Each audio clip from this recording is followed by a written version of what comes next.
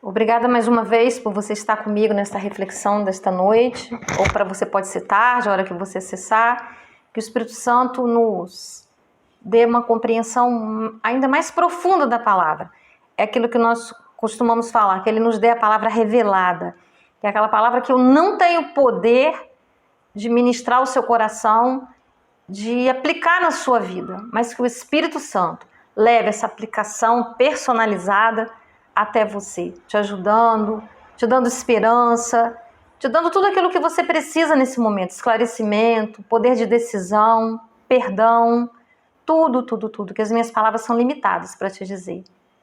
Em nome de Jesus, vamos meditar no Salmo 116, a partir do verso 1, que nos diz o seguinte: eu amo o Senhor porque Ele me ouviu quando lhe fiz a minha súplica. Ele inclinou os seus ouvidos para mim, eu o invocarei toda a minha vida. Agora eu vou pular para o verso 5. O Senhor é misericordioso e justo, o nosso Deus é compassivo. O Senhor protege o simples. Quando eu já estava sem forças, Ele me salvou. Retorne ao seu descanso, a minha alma, porque o Senhor tem sido bom para você. Agora vamos para o verso 9. Vamos ler o 8 ainda, me desculpem.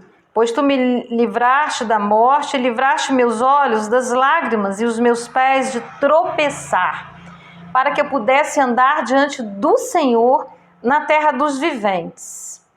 Eu criei, ainda que tenha dito, estou muito aflito. Em pânico eu disse, ninguém merece confiança. Como posso retribuir ao Senhor toda a sua bondade para comigo?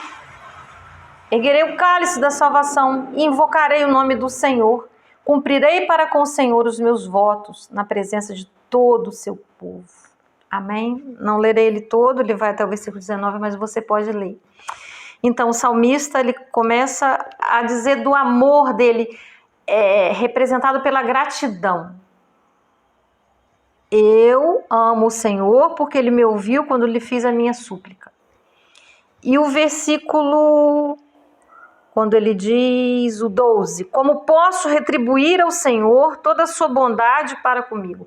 Ele reconhece em momentos diferentes a bondade do Senhor.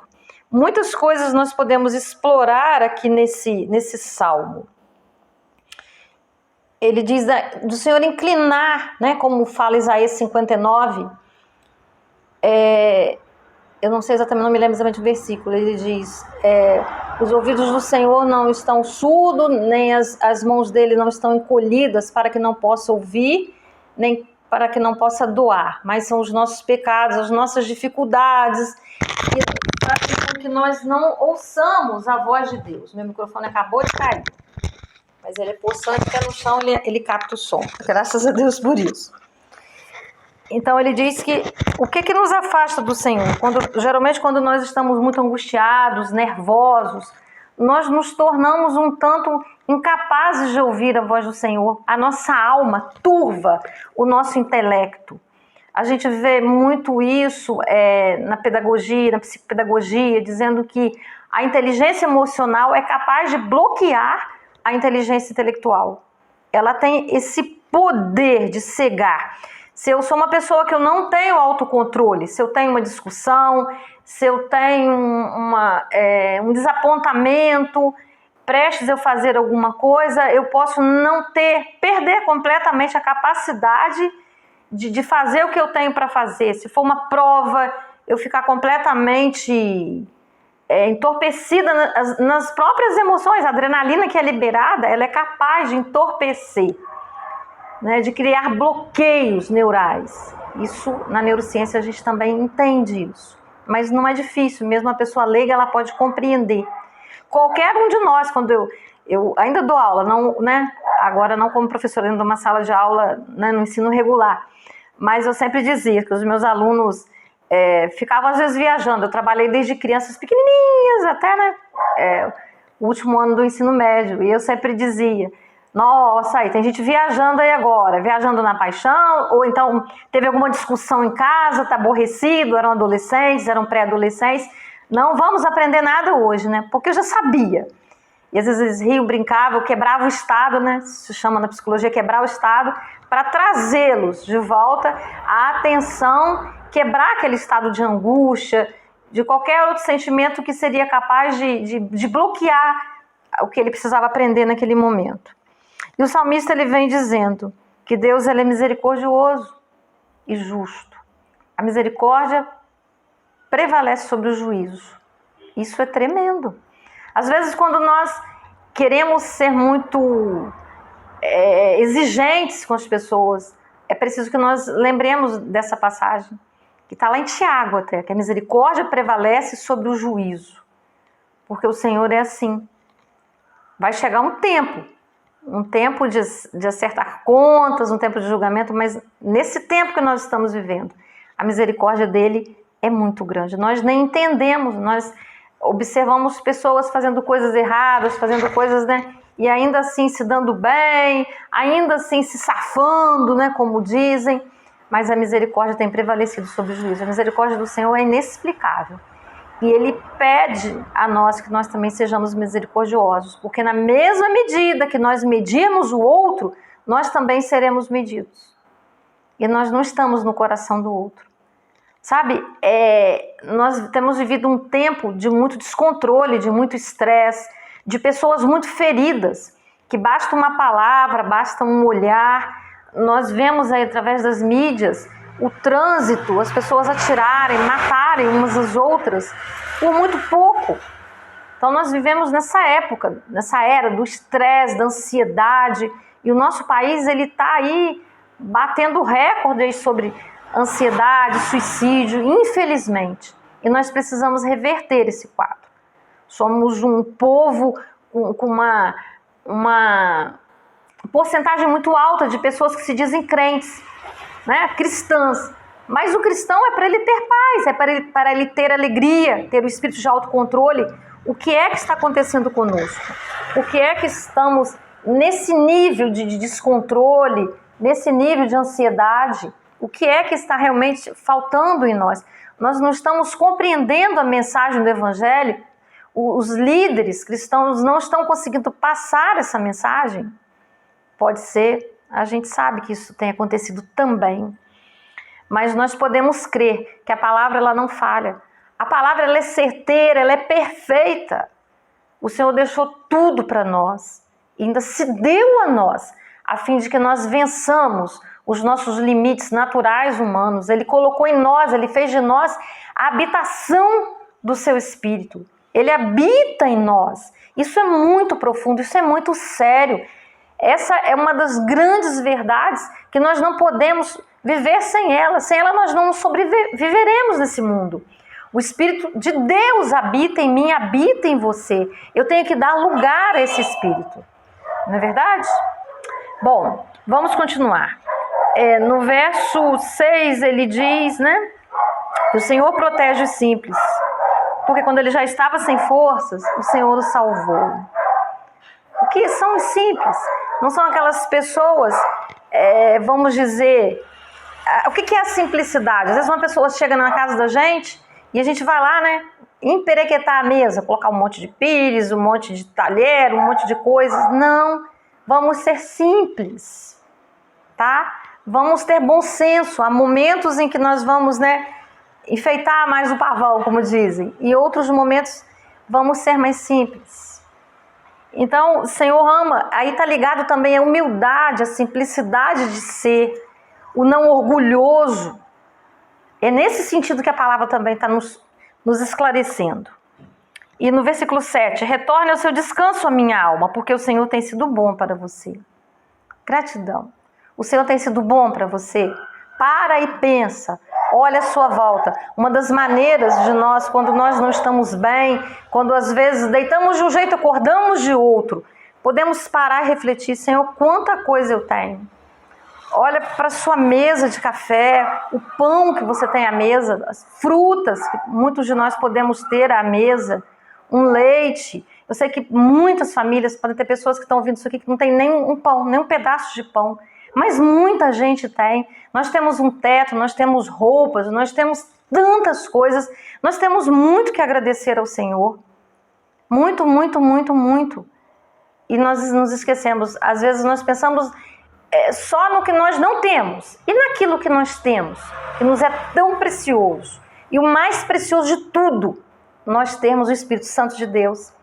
Que Jesus, quando foi, ele disse, eu vou para que o Espírito Santo venha para habitar em nós, para nos dar força, para derramar da graça dele, do poder. O que é a graça? É o poder sobre as nossas vidas, a fim de que vençamos os dias maus, a fim de que tenhamos vida em abundância. Jesus veio e disse, eu vim para que tenhais vida em abundância. Não é uma vida medíocre, mediana, mas é uma vida abundante, uma vida feliz.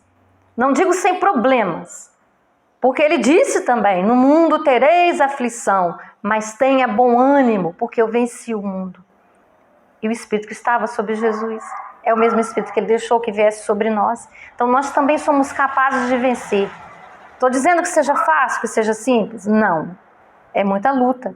É um mundo espiritual que nós não vemos. O mundo natural a gente está aqui vendo. Eu estou te vendo, quer dizer, eu não estou te vendo, mas você está me vendo. Mas eu estou vendo as pessoas à minha volta. Eu posso tocar. Agora o mundo espiritual ele é muito mais real, porque ele é eterno. E as nossas lutas, a palavra fala, não são contra a carne ou sangue, né? Eu não vou lutar contra o meu irmão, mas a luta é contra os poderes espirituais que atuam, infelizmente, nas pessoas. Porque se a pessoa não está cheia do Espírito Santo, se ela está com a mente desligada, se ela não está com a mente ligada na palavra, se ela não conhece a palavra, ou até se ela conhece, mas ela não pratica, ela vai ser uma pessoa que vai ter abertura.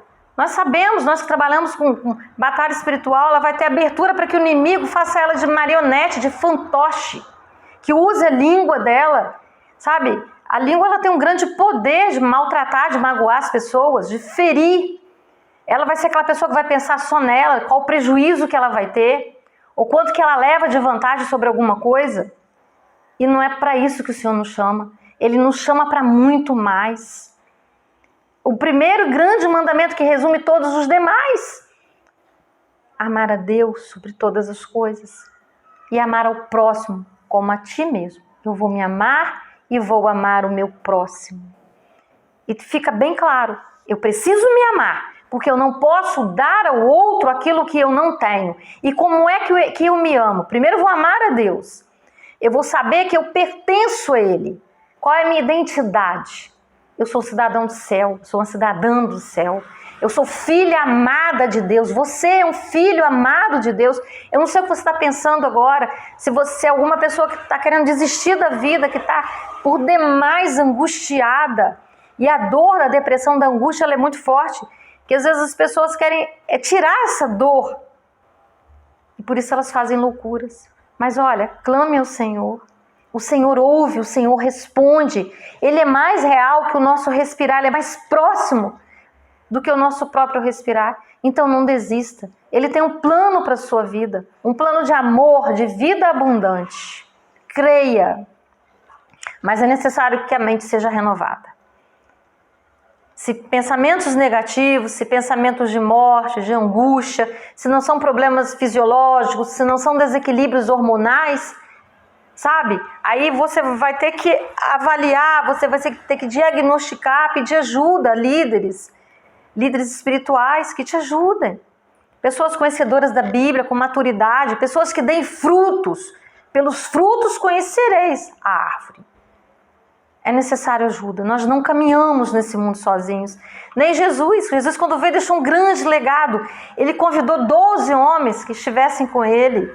O próprio Deus é Pai, Filho e Espírito Santo. Ele não quis ficar sozinho. E Ele não quer que nós caminhemos sozinhos. E Ele diz aqui, né? Que Deus livrou ele da morte, das lágrimas, dos pés de tropeçar. Quantos livramentos o Senhor nos dá diariamente. E muitos deles nós nem nos damos conta. Quantas coisas a nossa mente nem alcança. Eu criei e ainda que tenha dito, estou muito aflito.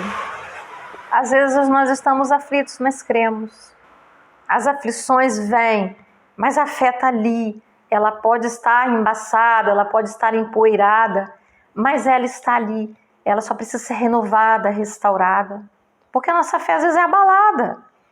Nós vivemos tempos difíceis, tempos de muita dureza, tempos de muita maldade, nós todos sabemos disso. Mas o que nós temos feito? Cada um tem a sua parte para fazer. Aonde você está, no seu trabalho, dentro da sua casa, você tem coisas que você pode fazer. Coisas simples, rotineiras, comuns. E como eu disse, amar a si mesmo. Você está cuidando de você. Sabe, cuidar de si mesmo é uma gama de coisas. Você está cuidando do seu sono, do seu horário de dormir. Você está cuidando da sua aparência. Sabe? É importante que nós nos cuidemos. Cuidando da sua alimentação, procurando não ingerir em demasia calorias, açúcares, gorduras que vão te fazer mal, porque o nosso corpo é templo do Espírito Santo. Essa luta, ela é constante. Eu tenho essa luta. Porque quando eu fico ansiosa, quando alguma coisa me balança, eu tenho, né? Tem alguém aqui na minha frente concordando aqui, que me vigia, que me ajuda a vigiar. Eu não estou só nessa batalha. Eu tenho ajuda, né? Eu também tenho ajuda. Aí, né, vira para mim e diz assim, você não está com fome, você acabou de comer, você está ansiosa. Sai da cozinha, vem para a sala. Né? E eu tenho que respirar e repetir para mim, eu não estou com fome, eu estou ansiosa. Tem um vazio, eu sei o que é exatamente, porque eu sei, eu me conheço, então eu preciso só me cuidar. Eu preciso dar um drible na minha mente, porque o nosso comando está aqui. Nós temos que ser espertos e driblar a nossa mente. Porque nós estaremos nos agredindo. Há várias maneiras de nós nos agredirmos. Sabe? A questão da codependência. As pessoas crescem em lares onde são acostumadas a viver diante de brigas, diante de conflitos. E é um vício. E depois, mais tarde, aquilo é o normal, é natural. Quando tem um lugar de paz, não estão bem. Sabe aquelas pessoas que às vezes você fala assim, nossa, onde aquela pessoa pisa, tem barraco. Porque ela aprendeu, é o natural dela. A adrenalina dela está sempre em alta devido a conflitos, a brigas. Isso se chama codependência. É o que ela aprendeu. Viver brigando, o lugar, a zona de conforto dela parece um absurdo, né? Mas isso acontece. Estar salvando o outro, estar tomando conta do outro, é uma maneira também de nós não cuidarmos de nós mesmos. Enquanto nós estamos distraídos cuidando do outro, mas o nosso problema, os nossos conflitos estão guardadinhos. Mas nós precisamos nos autoconfrontar, precisamos nos olhar no espelho, precisamos admitir determinadas coisas, sabia? E termos a coragem de ser nós mesmos. Hoje foi muito engraçado que eu saí para uma caminhada de oração, não para uma caminhada em si. Eu saí para uma caminhada de oração num lugar na minha cidade, para quem está ouvindo aí de fora, um parque ecológico. E eu caminhava olhando aquelas árvores imensas, lindas, maravilhosas. E de repente alguém que eu até conhecia passou olhando para mim. E me veio aquele pensamento, essa pessoa está pensando que eu sou maluca. Porque o meu êxtase olhando para aquelas árvores, para aquele céu, aquele momento de contemplação, sabe, me levava a um deleite. E eu ali orando o tempo todo. E foi muito bom. Mas eu não estava nem aí. E ao meu lado tinham pessoas correndo, né? Cada um fazendo o que queria fazer na manhã daquele dia. E eu tinha ido ali tão somente para orar. Eu não queria orar dentro do meu quarto. Eu queria estar em contato com aquele sol, com aquelas árvores, com aquele vento. Eu queria estar ali. E ali estava eu. Andando, olhando para cima, viajando, né? Com meu fone no ouvido, ouvindo louvores. E foi muito bom. Precisamos ter coragem de ser nós mesmos, de não estarmos tão preocupados com o que o outro está pensando. Sabe, desde que eu não agrida o outro, desde que a minha liberdade não ultrapasse, não incomode o outro, eu preciso exercitar essa liberdade de ser quem eu quero ser, em amor, em respeito, em cuidado com o outro. Então ele disse, ainda que eu tenha dito que eu estou aflito, eu crio. Então, ainda que passemos por momentos, Porque o crente, ele passa por momentos, sim, de doença, de dor, de depressão, de angústia, de luto. É uma pessoa comum. Líderes, pastores, padres, seja lá que líder espiritual que seja, ele tem os momentos dele. Ele é um humano, ele não é um super-homem, uma super-mulher. Ele erra, ele deixa acertar. Não tomemos essas pessoas como pessoas inabaláveis. Elas têm um chamado, elas têm uma responsabilidade. E Deus realmente coloca sobre nós essa capacitação. Ele derrama essa graça para que nós exercitemos aquilo que Ele nos chama. Mas continuamos sendo humanos. Vamos errar, vamos deixar de acertar algumas vezes. E o 12. O 11 ele diz, em pânico eu disse, ninguém merece confiança. Aqui o salmista, né? Ele tem momentos, olha os momentos dele. Olha os altos e baixos no mesmo salmo. Tem momentos que ele está grato, tem momentos que ele está dizendo que ele disse que ficou em pânico, ele teve pânico. Isso que coube na Bíblia, no livro sagrado, que ele esteve em pânico. Ninguém merece confiança. Nós passamos por momentos de pânico, de não ter ninguém, um amigo que a gente possa confiar. Nós estamos, às vezes, em família e nos sentimos só. Essa é a pior solidão. Estar no meio dos outros e nos sentirmos solitários. Acontece. Não é fácil. Acontece com qualquer um. Ele continua. Como posso retribuir ao Senhor toda a sua bondade para comigo? Não tem como nós retribuirmos. Mas ele fala que ele erguerá o cálice da salvação, invocará o nome do Senhor e cumprirá com o Senhor os votos que ele fez na presença do povo. Nós sermos testemunhas vivas do amor de Deus. Sabe, muitas pessoas não lerão a Bíblia, mas lerão a nós, verão a nós. Nós somos o testemunho vivo. E nos momentos, são vários, que nós pudermos socorrer, que nós pudermos emprestar o ombro, que nós pudermos oferecer ajuda, ainda que não sejamos bem-vindos. Sabe por quê? Às vezes nós deixamos de ajudar o outro porque nós temos medo da cara feia do outro, nós temos medo de confrontar o outro. Não é que nós vamos sair por aí nos metendo na vida do outro. Temos que ter bom senso. Mas muitas vezes, né, a gente, não deixa pra lá, deixa quieto. E às vezes são pessoas da nossa família. E quantas vezes nós estamos sofrendo, padecendo, querendo que alguém nos ajude e não aparece ninguém. Então nós temos que repensar algumas coisas para termos dias melhores e para sermos instrumentos do amor de Deus na vida das pessoas. Alguns pilares da vida cristã, nós já falamos disso, são muito importantes. E não nos esquecendo que a palavra de Deus é tudo de melhor que nós podemos ter. Leamos a palavra de Deus, nos apeguemos a ela. O Salmo 119, o maior salmo da Bíblia, ele fala, né, do valor, da preciosidade que é a palavra de Deus. Declarar a palavra de Deus. Sabe, nos nossos momentos que o desequilíbrio quer vir, nos nossos momentos de dúvida, de angústia, de conflito, firmar a nossa mente. Isaías 26:3 fala, o Senhor manterá em perfeita paz aquele cujo propósito é firme, pois confia no Senhor. Salmo 46:10, aquietai-vos e sabei que eu sou o Senhor. Eu falo isso para mim constantemente. Aquietai-vos, sabei que eu sou o Senhor. Eu desejo para você que essa reflexão tenha de alguma forma te ajudado, tenha ido ao encontro de alguma necessidade sua, porque a palavra do Senhor ela nunca volta vazia. E eu vou estar sempre aqui orando pela sua vida, mesmo não te conhecendo, não importa.